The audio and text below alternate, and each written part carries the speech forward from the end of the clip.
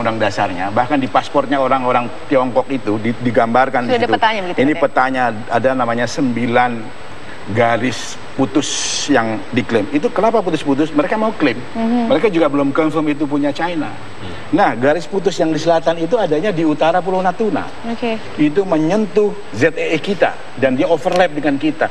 Nah, itu kalau China kuat dan segala bisa klaim, itu bisa diambil China. Saya kira ini yang harus kita lihat, bahwa itu adalah tanah air dan kedaulatan kita yang harus kita pertahankan. Isinya adalah itu. Kita dapat poinnya. Kita akan membahas di segmen berikutnya, ada tema lain yang akan kita bahas dalam debat Capres kemarin. Namun kita harus jeda terlebih dahulu, pemirsa. Kami kembali sesaat lagi. Bukan mengatakan akan melanjutkan, tapi bahwa yang sudah baik akan ditingkatkan. Itu celahnya di situ. Jadi ketika itu yang jadi titik tolak, bukan dia mempersoalkan mau merubah, tapi meneruskan.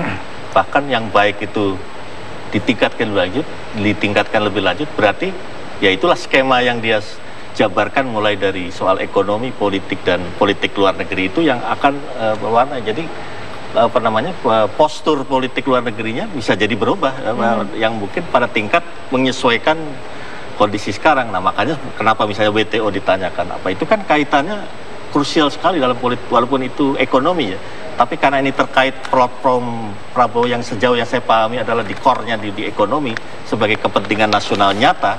Nah, berarti kan jabaran pertanyaan tentang WTO itu strategis, bahwa WTO ini menjadi dasar dari ketidakadilan ekonomi global, di mana Indonesia otomatis berdampak, apalagi pertanian yang memang menjadi salah satu sektor yang mau diberdayakan oleh Prabowo. Berarti persoalan WTO ini adalah sebagai ujung tombak dari skema IMF dan World Bank di tahun 1948 yang awalnya namanya GATT kan, General Agreement on Tariff and Barrier. Oke, Mas Hendrajit, nanti kita lanjutkan kembali. Pak Sudrajat juga kita harus jeda terlebih dahulu, pemirsa. Tetaplah bersama kami di Bedah Debat Calon Presiden. Saya melihat dari Pak Prabowo ya, kalau dari Pak Jokowi belum banyak menyentuh terutama aspek luar negeri. Begitupun juga pertahanan sangat superficial dan terlalu jauh daripada realitas. Tapi kalau saya lihat pertanyaan bahwa Pak Prabowo tidak akan merubah, itu artinya platform politik luar negeri kita tidak berubah. Bahwa kita thousand friends, one enemy is too many, gitu kan, itu prinsipnya. Tetapi sebetulnya platform itu adalah sesuai dengan amat undang-undang dasar. Pak Prabowo mengatakan bahwa politik luar negeri kita didedikasikan untuk tujuan nasional. Nah, kalau Pak Prabowo 5 tahun ini akan datang, kalau dia terpilih jadi presiden, tujuan nasional yang dia kerjakan adalah kesejahteraan. Berarti ekonomi rakyat harus ditumbuhkan. Maka platform beliau yang tadi di atas itu akan ada tombak-tombak yang mengarah kepada keuntungan untuk mensejahterakan rakyat, terutama pembangunan ekonomi. Jadi saya perkirakan beliau akan lebih meningkatkan investasi, trade and business, tourism, seperti itu akan digalakkan. Yang kedua juga tentu proteksi kepada masyarakat Indonesia yang ada di luar negeri, pegawai kita yang kerja di luar negeri, petugas kita, orang yang sedang bepergian itu diproteksi, itulah tugas negara. Saya kira itu intinya. Yang terakhir saya kira beliau mengatakan yang paling penting adalah menjaga kedaulatan dan tentunya kesejahteraan. Bagi beliau adalah kesejahteraan adalah fokus 5 tahun yang akan datang. Tetapi kedaulatan itu tidak bisa ditawar-tawar. Andai kata kita nggak punya uang pun, kalau kedaulatan direbut, kita pakai harga mati, kita pakai jiwa kita pertahankan. Saya kira dua sisi yang paling baik di dalam platform yang akan dibawakan oleh Prabowo. Mas Hendrajit punya poin yang sama barangkali?